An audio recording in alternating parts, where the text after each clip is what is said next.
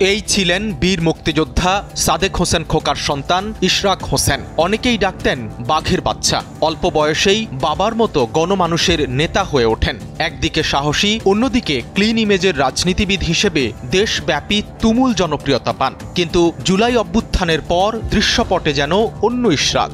নানা কারণে একের পর এক বিতর্কিত হতে থাকে তার ইমেজ। নায়ক থেকে পরিণত হন ভিলেনে।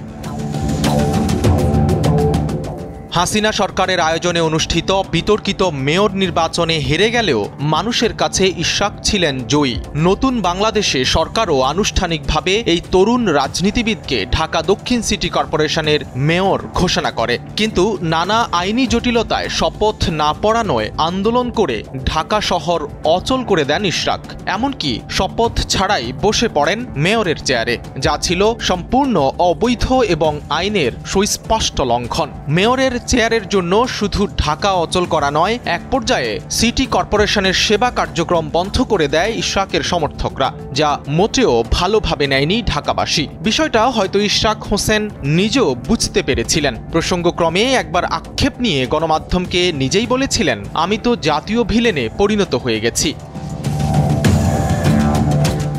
মেয়রের শপথ ইস্যুতে এক পর্যায়ে স্থানীয় সরকার উপদেষ্টা আসিফ মাহমুদকে ব্যক্তিগতভাবে আক্রমণ করেন ইশরাক হোসেন। বিষয়টি রীতিমতো রেষারেষিতে গড়ায়, যা ভালোভাবে নেয়নি রাজনীতি সচেতন মানুষ। অনেকেই বলছেন, একটি চেয়ারের জন্য জনগণকে জিম্মি করা এবং নতুন বাংলাদেশে বৃহত্তর ঐক্য নষ্ট করে এভাবে বিতর্ক তৈরি করাটা কোনোভাবেই কাম্য হতে পারে না।